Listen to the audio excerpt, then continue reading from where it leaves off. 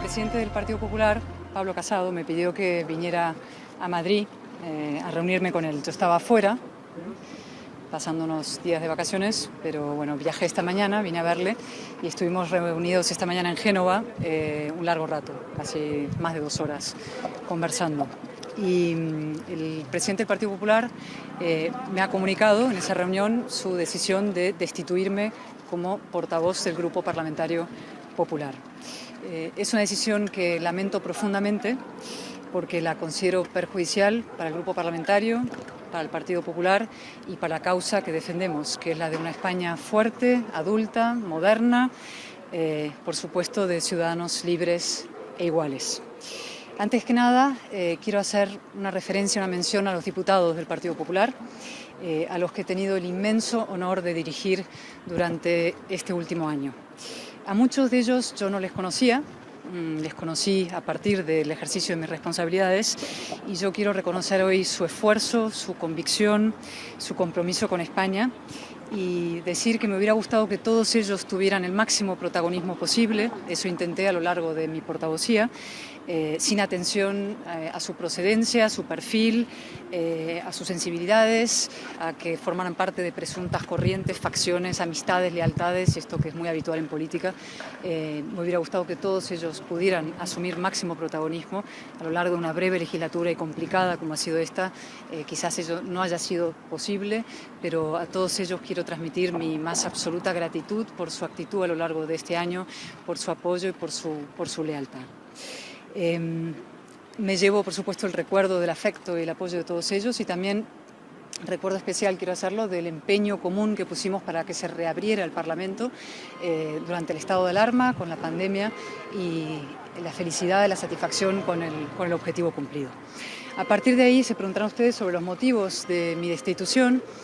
Yo no puedo abundar en las especulaciones, pero sí puedo referirme, y lo haré con detalle, como creo que es mi obligación, a los motivos que me ha esgrimido el señor Casado para esa destitución y que forman parte de la conversación que hemos tenido. A modo de conclusión, por empezar por la conclusión, quiero decir que a mí esas causas me parecen desdichadas y que yo no las comparto. Como he dicho al principio, no estoy de acuerdo con esos motivos que él ha esgrimido, ¿no? En primer lugar, el señor Casado me ha dicho que la entrevista que yo concedí al diario El País le parecía que constituía un ataque en toda regla a su autoridad en varios frentes, ¿no? Pero por ir a los detalles que forman parte quizá de esa entrevista, pero no solamente de esa entrevista, sino de a lo largo de estos últimos meses, ¿no?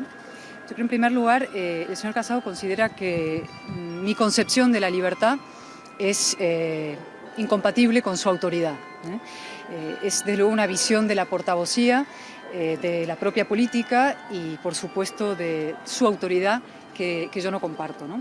Y así se lo manifesté. Su decisión me parece la culminación de una expresión que yo he oído muchas veces a lo largo, o he leído muchas veces a lo largo de estos meses, que es eso de Cayetana va por libre o Cayetana es un verso suelto, ¿no? Y siempre digo, ¿suelto de qué? En la política española, creo, infravaloramos la fuerza constructiva, creativa, necesaria de la libertad y del pensamiento crítico. Lo he dicho muchas veces y lo quiero repetir hoy, que es un día importante para hacerlo. Siempre he creído y creo que la discrepancia no es sinónimo de deslealtad, que la libertad no es indisciplina y que el pensamiento propio nunca es un ataque a la autoridad. Y desde luego jamás lo han sido en mi caso ante el señor Casado. En estos meses seguramente he dicho muchas cosas heterodoxas, cosas sorprendentes, cosas que a muchas personas quizá no le gustaron, a gente incluso del Partido Popular y que así lo expresó y lo dijo, pero jamás las he dicho en detrimento de la autoridad del señor Casado, ni desde luego los intereses del centro derecha español, por cuya reconstrucción y por cuya fortaleza he trabajado de la mejor manera que he sido capaz. Al contrario, Creo que estoy convencida, de hecho, que el señor Casado necesita a su lado personas con criterio propio, leales, por supuesto, y con criterio propio, porque, como he dicho, lealtad y criterio propio son perfectamente compatibles, en mi opinión. Y hago extensible esta reflexión muy básica mi visión de la portavocía en grupo parlamentario al resto de diputados. Y yo no considero en este caso que la libertad, el ejercicio de esa libertad sea un privilegio del portavoz o de una persona en un cargo, digamos, de relevancia en un partido, ¿no? O que sea un capricho, consecuencia de mis circunstancias personales, sino que creo que realmente forman parte de la obligación de cualquier persona que se dedica al examen de la realidad, al análisis de la realidad y desde luego a la política, que es una actividad adulta, una actividad seria y que tiene que estar de la mano, tiene que ir de la mano del pensamiento crítico y del análisis crítico de la realidad, ¿no? Y yo creo que esa expresión de las personas va por libre o dicen de alguien verso suelto, en el fondo lo que esconde es una visión resignada de los partidos políticos. Como si los partidos estuvieran condenados a ser camarillas cerradas, ¿no? O una secta, ¿no? Que es una forma de esclavitud formar parte de un partido porque no te puedes expresar con libertad, ¿no? Y yo honestamente creo que no tienen por qué serlo, ¿no? Primero, porque esa visión creo que solo abunda en la degradación de la política y de los partidos, en su descapitalización. Bajo esa visión solo prosperan personas que repiten consignas de manual fabricadas por las sedes centrales de los partidos políticos en fórmulas muy poco imaginativas, ¿no? Y segundo, y creo que esto es incluso más importante, lo es para mí, porque esa visión no refleja la realidad. Es decir, yo no creo en los colectivos homogéneos, ni siquiera en el caso de los partidos políticos. Evidentemente no soy ingenua, los partidos son por definición lo más parecido a esa idea de un colectivo homogéneo, ¿no? Pero desde luego es una cuestión de equilibrios y de proporción y de matices. Pueden, y yo creo que deben ser organizaciones de personas que trabajan desde sus personalidades, criterio propio, su independencia, autonomía de criterio, con confianza mutua por un objetivo común. Insisto en eso, que los diputados también son individuos, cada uno con voz propia, con personalidad, con preferencias, y que esa idiosincrasia personal es compatible con la unidad necesaria, la disciplina, la acción común. Es decir, que la acción y la unidad nacen de la deliberación y del debate previo y no de la imposición. Lo he creído siempre.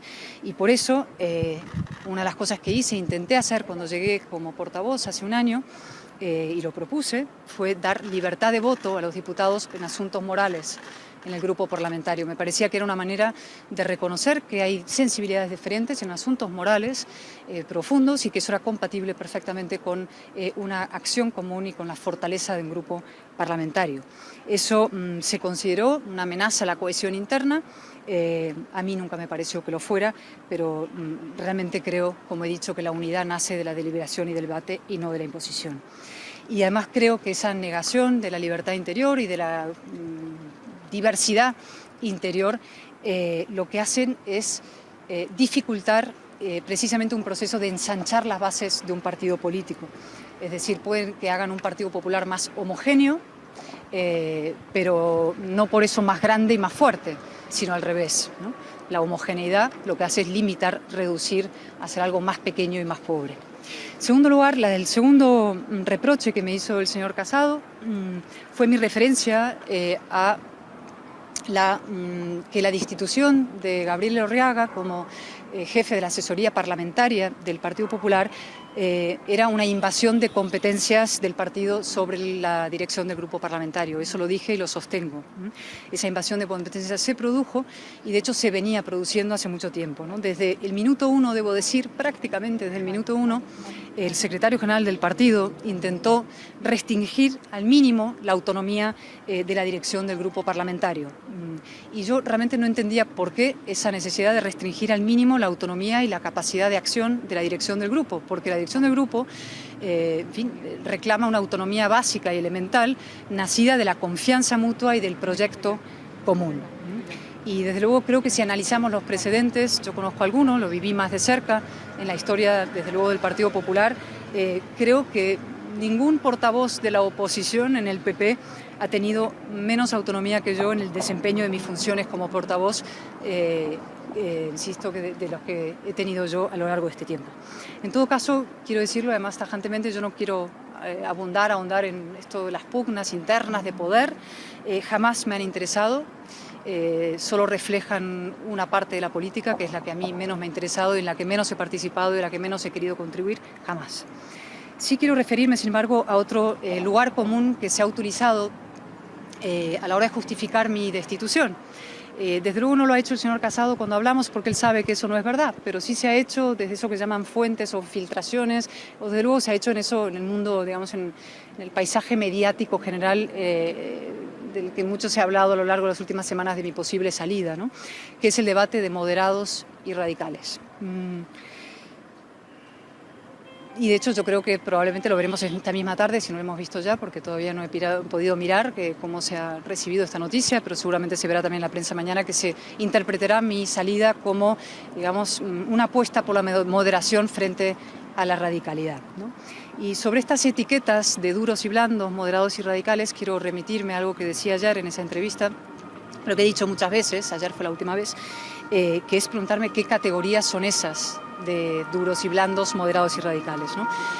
Lo decía ayer y lo repito, España es ese insólito país donde la centralidad y la moderación de una persona los definen el nacionalismo y la extrema izquierda. Nacionalismo que, como sabe cualquier persona, es una ideología profundamente reaccionaria, y la extrema izquierda, que de moderada tiene bien poco, y especialmente en España, ¿no? Pero es que además esas etiquetas son reduccionistas, es decir, reducen al individuo, a la persona, a una sola cosa. Es decir, tú entras en una categoría duro o blando y es imposible que esa persona pueda recoger todos los matices de un pensamiento complejo como es el que tienen las personas adultas, ¿no? Impiden, insisto, ver la complejidad de las personas, la complejidad de la política. Y un ejemplo, quizás el más así notable, o que a mí me pareció más notable en lo que se refería a mí, y perdonen que tenga que hablar de mí hoy, pero me toca, es mi relación con Vox. Curiosamente paso por ser la adalid de Vox y gran defensora de Vox en el Partido Popular, cuando creo que los propios dirigentes de Vox coincidirán conmigo en que pocas personas del PP han escrito páginas más duras contra Vox que yo. Y seguramente también lo saben, estoy segura, dirigentes del PP que curiosamente gobiernan con Vox, por ejemplo, con el apoyo de Vox, pero se les considera o tienen el privilegio de que en el mundo mediático, en el paisaje general, se les llame moderados. Es una de esas paradojas en las que vivimos instalados en la política española. Y en todo caso, también decía ayer y he dicho muchas veces, pregunto si es radical hacer oposición firme e indómita al gobierno más radical de la democracia, al gobierno más ultra de la democracia, que es el que tenemos la desgracia de padecer en estos momentos. Bueno, y ahora voy a lo sustancial, sigo, si me permiten, con paciencia. A ver, el tercer motivo que esgrimió el señor Casado también para, digamos, la causa para mi destitución es que empieza en septiembre una nueva etapa política, ¿no?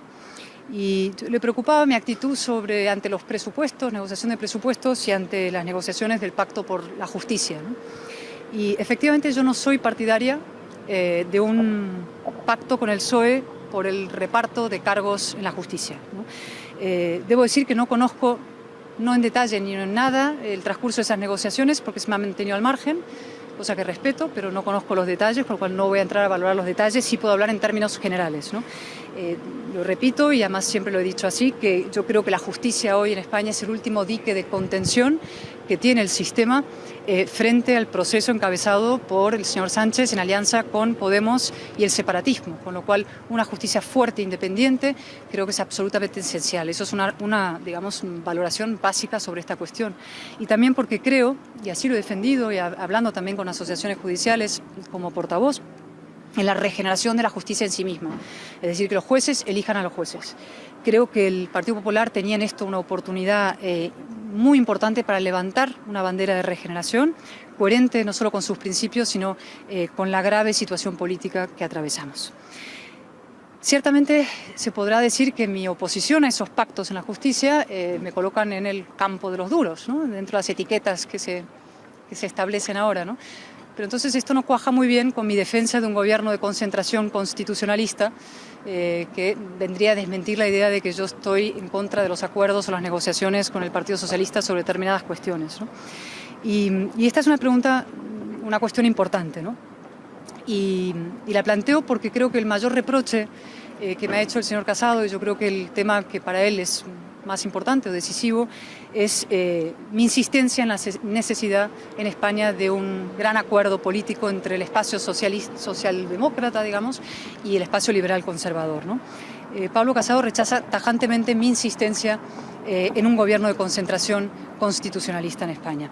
Ahora bien, como saben ustedes, esto es una propuesta que yo hice en un comité ejecutivo, órgano del partido, después de las elecciones generales de noviembre, ¿no?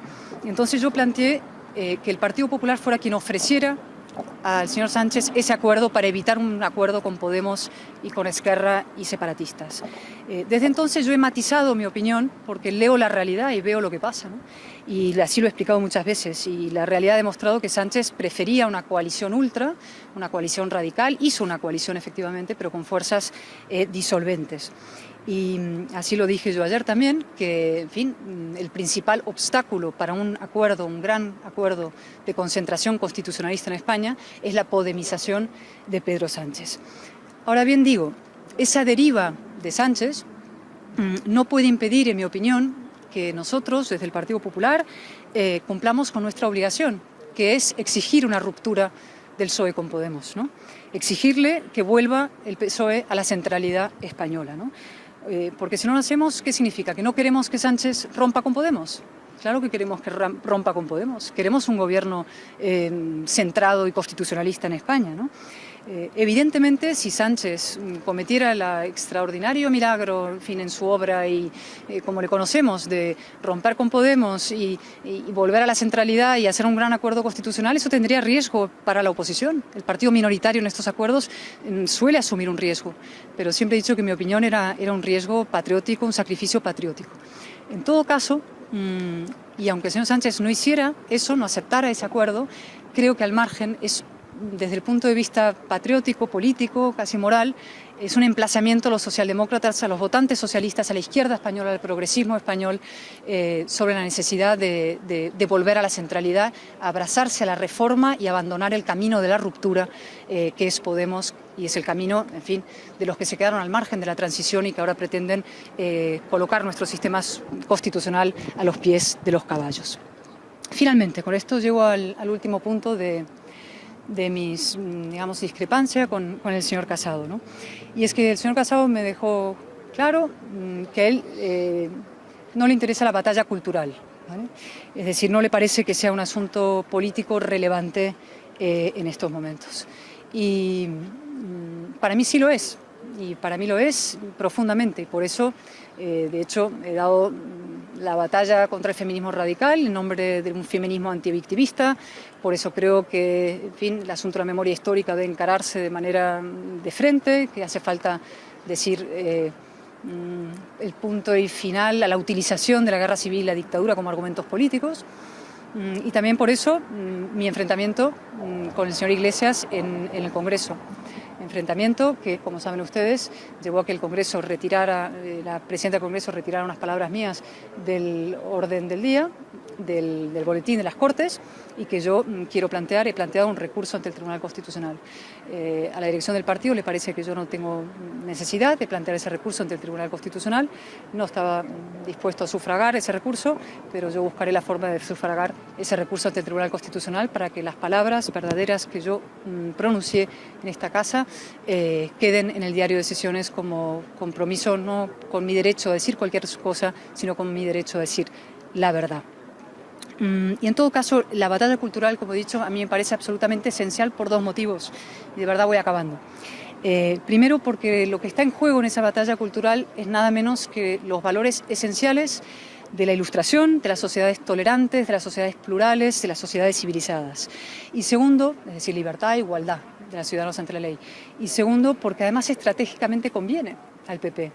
Y es muy raro, o no tan raro, pero cuando la moral y la conveniencia coinciden, pues qué mejor oportunidad que abrazar esa causa, ¿no? El PP tiene que ensanchar sus bases sociales y electorales. La cuestión que siempre se plantea es cómo, y como yo he dicho la última vez también en una junta directiva, creo que el camino de la batalla cultural permite atraer a muchas voces progresistas, gente, como digo, vinculada con los conceptos de la Ilustración y la modernidad, que empiezan a estar hartas de la espiral identitaria, de la radicalidad identitaria, y que buscan racionalidad y precisamente la defensa y la igualdad de todos los ciudadanos ante la ley, que es lo que la batalla cultural pretende defender. Sin embargo, creo que todavía hay personas en el PP que creen que el camino de ensanchar esa base es a través de la contemporización con el nacionalismo, y que hay que ignorar la batalla cultural. Yo creo que están en tiempos pasados. Yo creo que quieren reeditar victorias basadas en fórmulas antiguas, que ahí no hay moderación, que ahí no hay estabilidad y que no hay ahí en ese camino el futuro de una mayoría social. Creo que España ha cambiado. Creo que hace falta una respuesta nueva y que esa respuesta nueva incluye, por supuesto, dar la batalla cultural. Es un terreno fértil y nuevo en los dos lados, hacia lo que llamamos la derecha del PP y también hacia la izquierda del PP. Es un eje nuevo, político y moral, y creo que es una estrategia que aúna, curiosamente, lo profundamente progresista y lo profundamente liberal. Y que, por resumirlo, lo que lo encumbra y lo que incluye es una defensa absolutamente a ultranza del individuo, de la persona, del ciudadano. Y creo que ahí debería comenzar la gran construcción de una alternativa española, y que ahí está el verdadero centro político español, basado en tres ejes, y de esto también lo hemos podido hablar en nuestra reunión: constitución, constitucionalismo, clases medias, su reconstrucción después de la devastación que va a venir, profunda devastación, y una cultura de ciudadanía, una cultura de ciudadanos, la batalla cultural. Como he dicho, la dirección del partido creo que no considera que esa batalla sea imprescindible. Yo sí lo considero, y creo que muchos votantes del Partido Popular también. Y por eso, y porque me importa tanto el futuro de España, como cuando con profunda emoción y nervios también acepté la responsabilidad de presentarme como candidata del Partido Popular de Barcelona, del Partido Popular de Cataluña, de una de las partes más heroicas del Partido Popular. Pues digo que lamento profundamente, siento mucho mi destitución como portavoz del Grupo Parlamentario Popular, y digo que seguiré dando esa batalla. Muchas gracias.